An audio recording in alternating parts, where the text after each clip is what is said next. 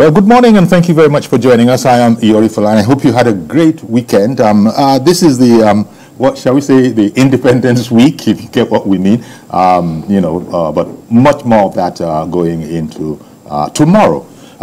This is some, other matters that are sort of a carryover from what's been in the public space in terms of conversations. And let's go all the way over to Zamfara. And, banditry is a problem. In fact, there are those who are seeing Zamfara, unfortunately, as the epicenter of insecurity of banditry in the northwest.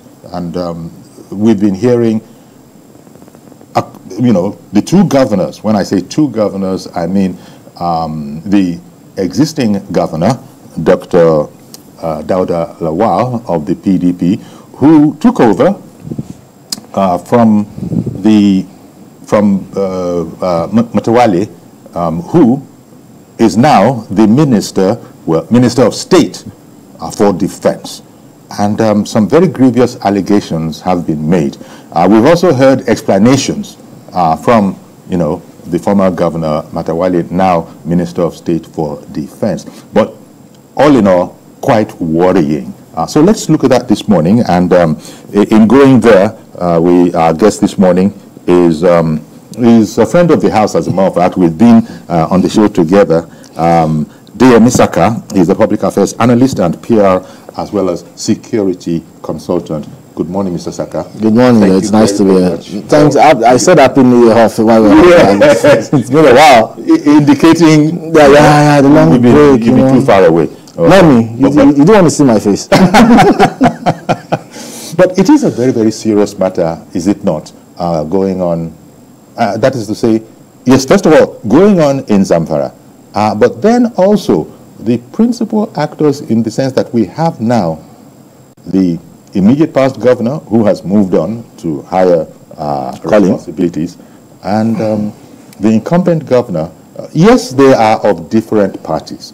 Now, I wonder, in the light of the grievousness of the statements that have come from the incumbent governor, how much of it can be attributed to, cross-party rivalry, and how much is fact, as the incumbent governor says he is in a position to actually tell? The most grievous, the most dangerous for me is when Dr.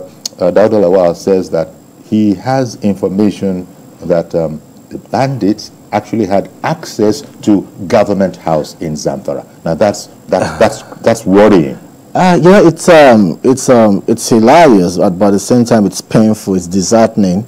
That did you just say it's a lie? No, I said it's hilarious, and it's hilarious. Yeah, it's hilarious, and it's disheartening when people, because of the office or offices they occupy, knows that anytime they step in front of the microphone, whatever they say becomes the news.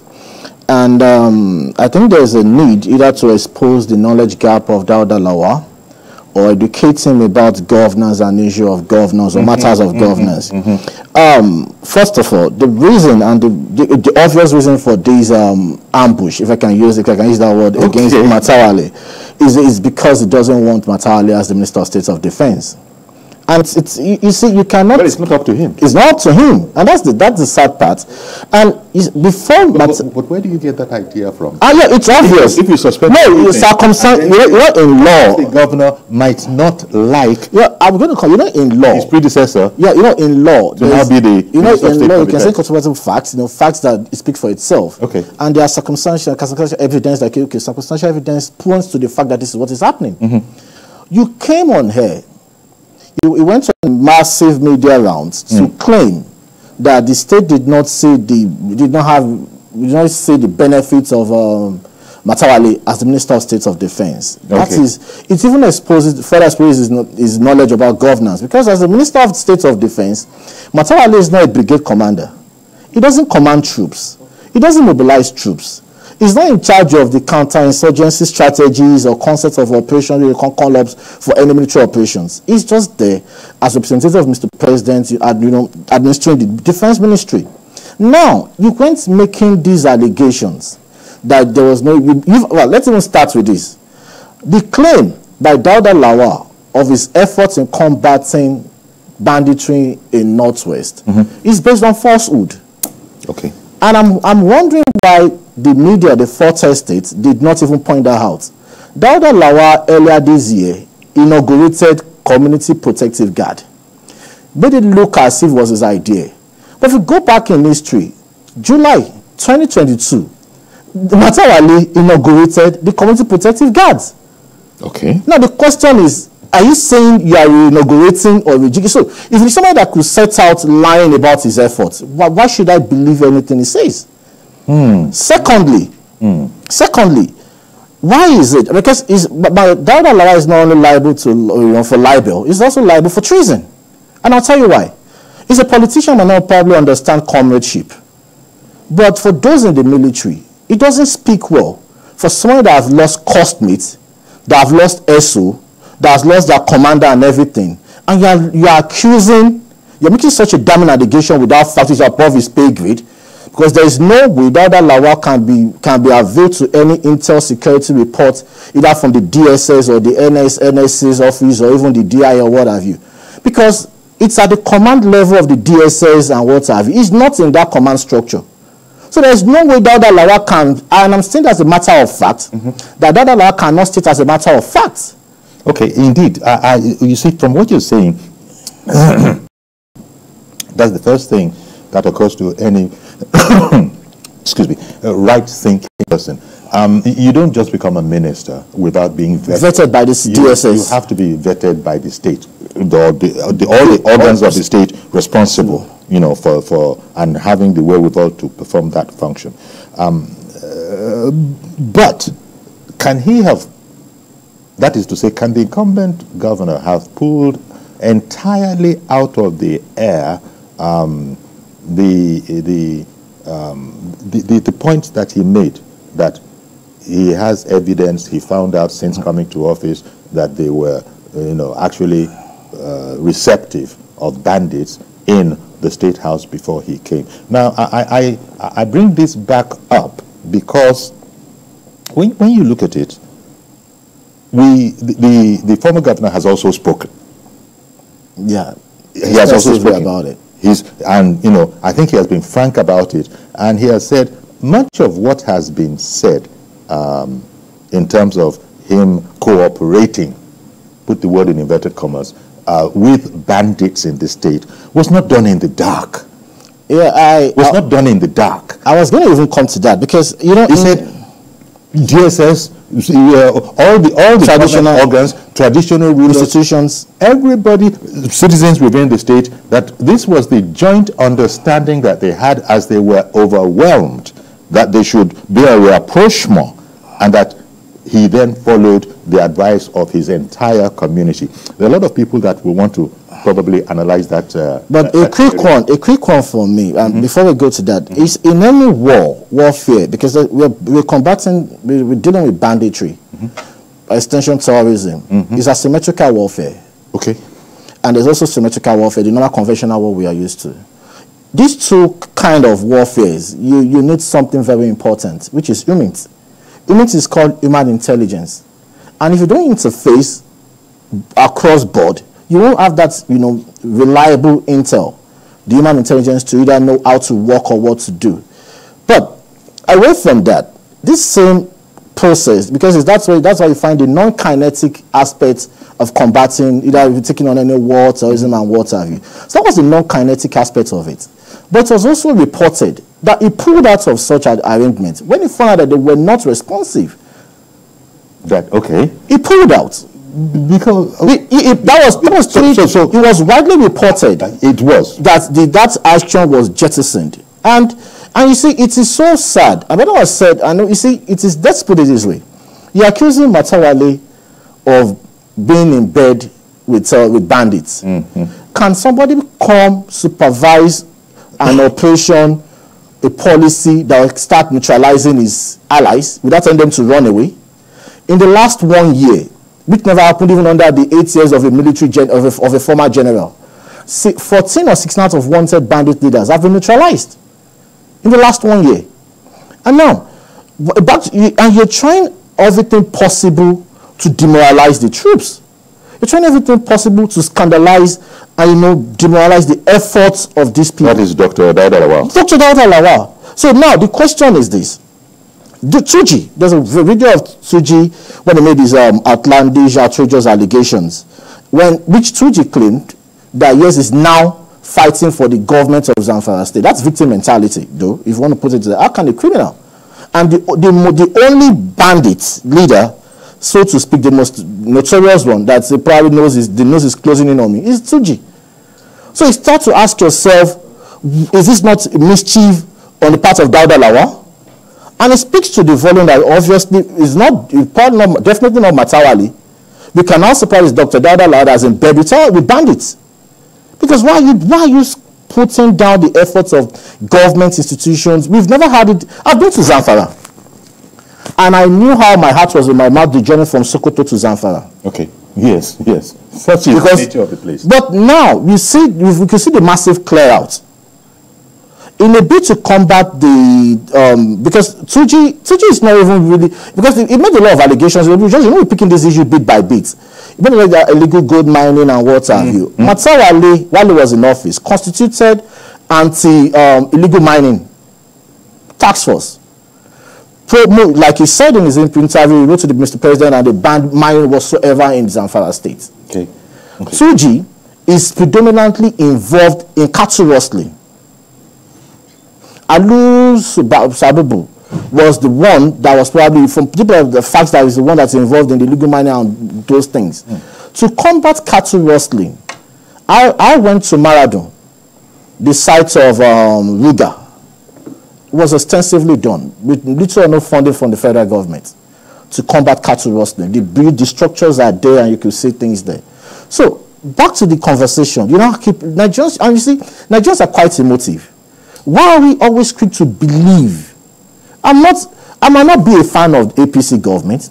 I might not be a fan of Mr. President. But when they're doing the right thing, we should support it as patriotic Nigerians. I hear you. Now, let me ask you a question before you continue, and I'm sure you can take care of that. Yeah. Hearing you speak, quite frankly, it's clear that if you were to, align with anybody's presentation, it seems to be with the former governor in terms of this whole conversation going on. Yeah.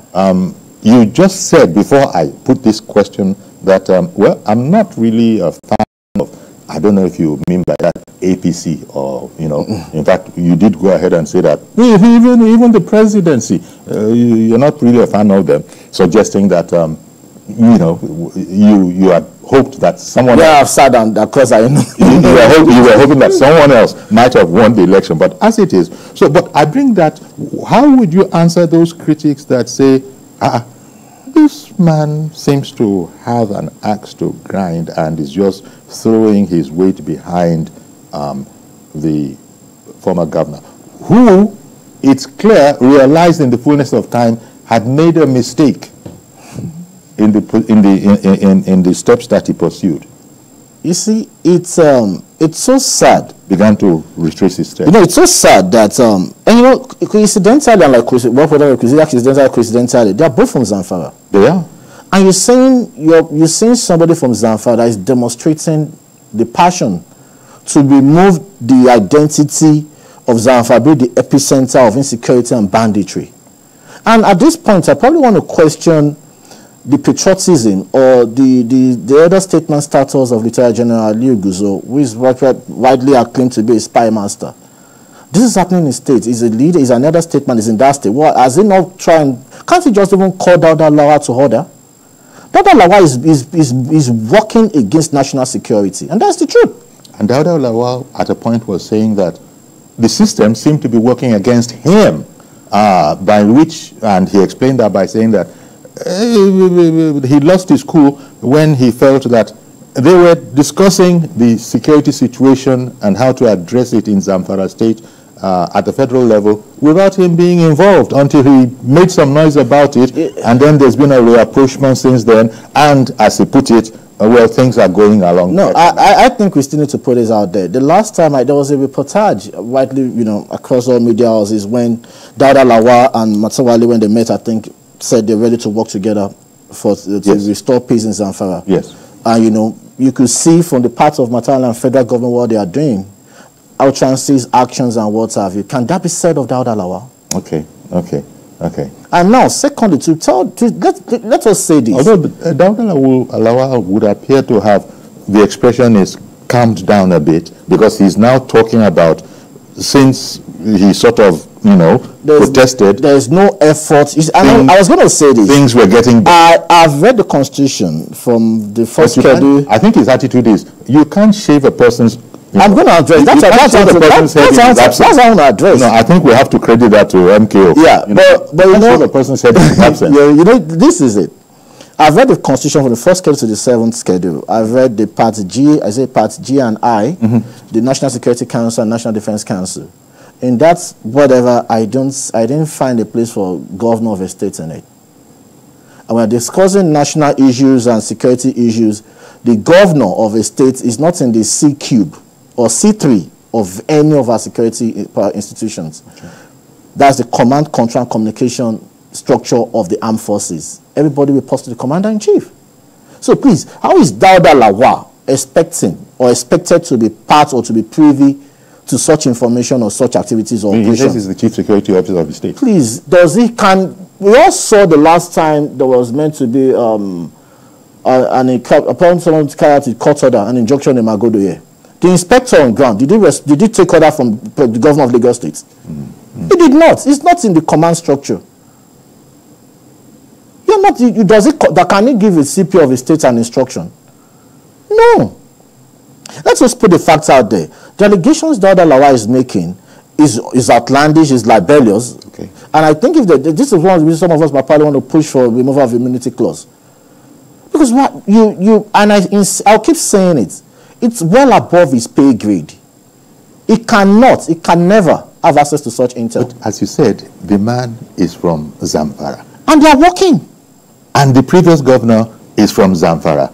So both of them are, they owe it to their people. You see, I think that is where we come with the politics. Yes, that's where I was going. You see, is this all about politics? It's all about politics, it's obvious. Because if you accuse somebody of not working, or you accuse somebody of doing everything bad, and everything on grounds speaks against what accusations, there's more to it. Yes. Let Mr. President... He's even accused his predecessor of embezzlement. Those ones will be dealt with. Because that's... In fact, okay, you're accused of embezzlement.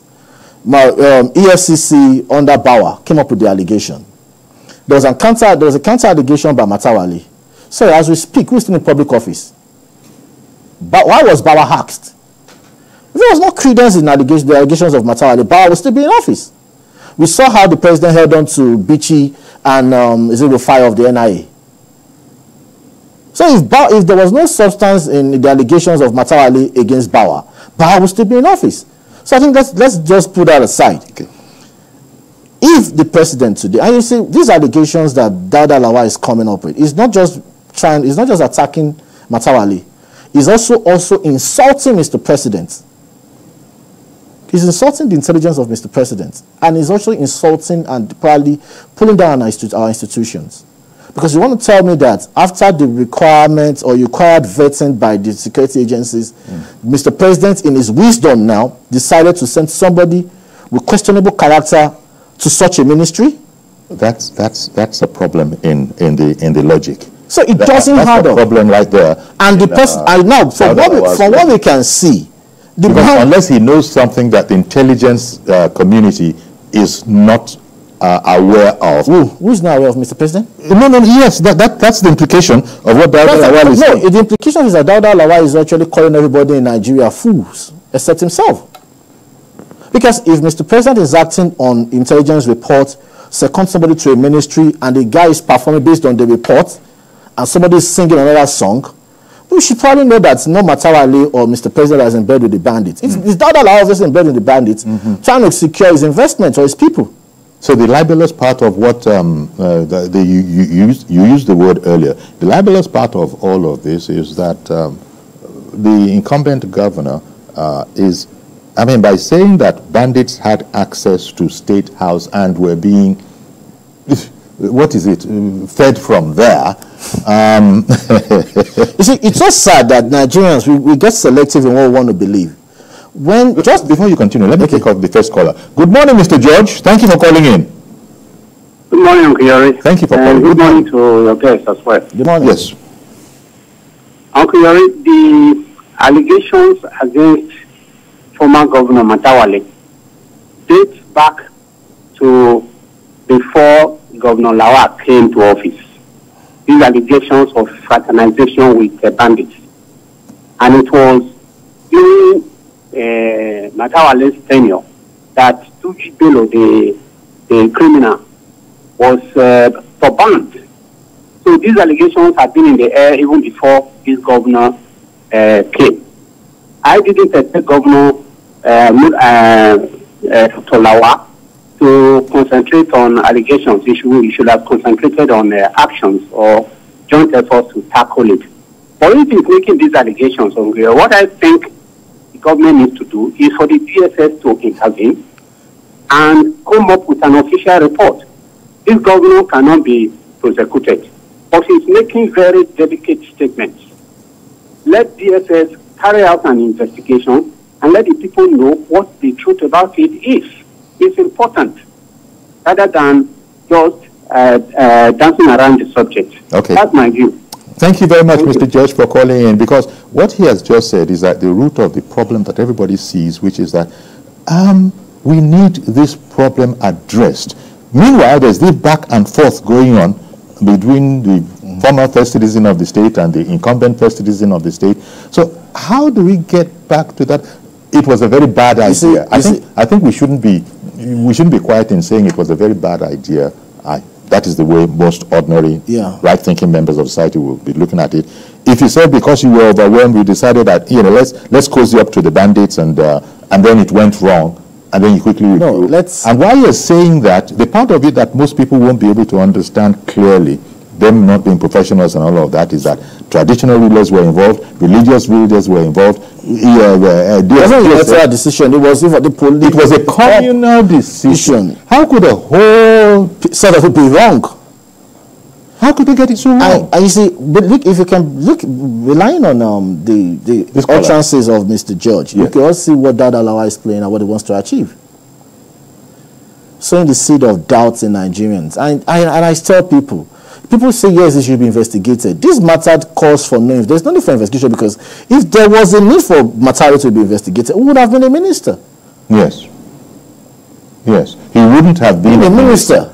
And by virtue of his appointment, or again getting appointed as a minister, and his activities and his conduct in office as a minister, even as a Minister of Defense, what they have done, what DICON has achieved, what the Minister of Defense has achieved as a ministry, this was the first time Nigeria was not shut out of the global defense show in Saudi Arabia that's been going on for the past 10 years. And we need the efforts of trying to...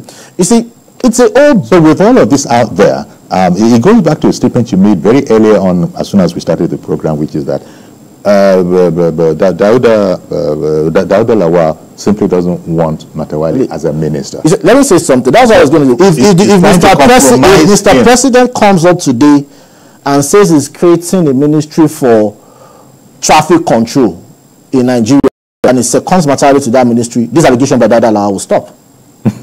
That's the truth.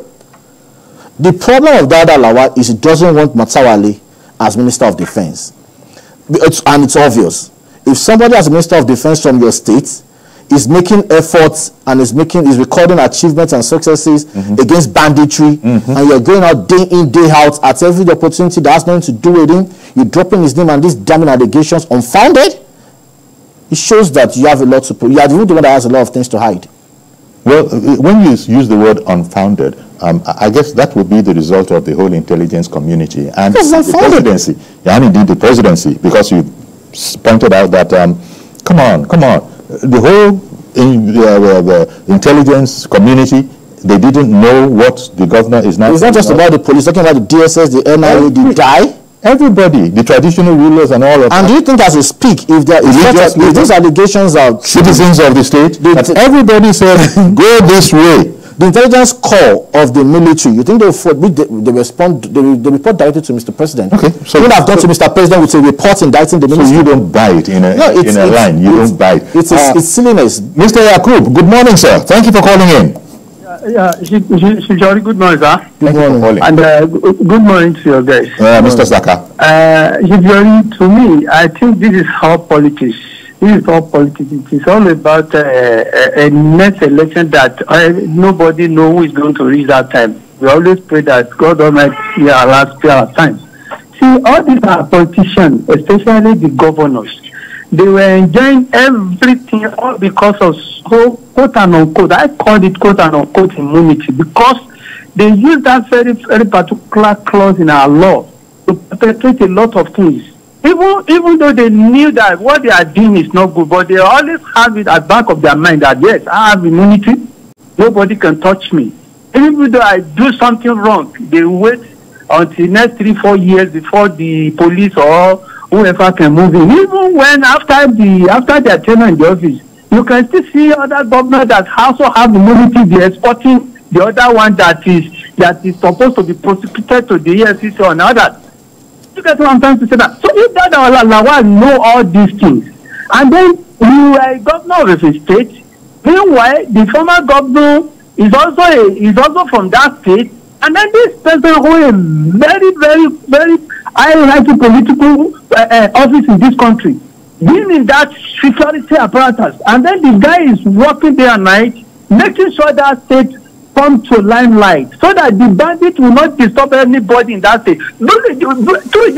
How many months, how many years back, Babajide Otitoloju have been mentioned this very particular name to us on Journalist Hangout, which every one of us know that this person is a notorious bandit. And then we are all praying, even though we are not from Zamfara State, we are all praying one day this guy will be caught. And then finally it has been caught. And then you begin to lay and then raise all these allegations.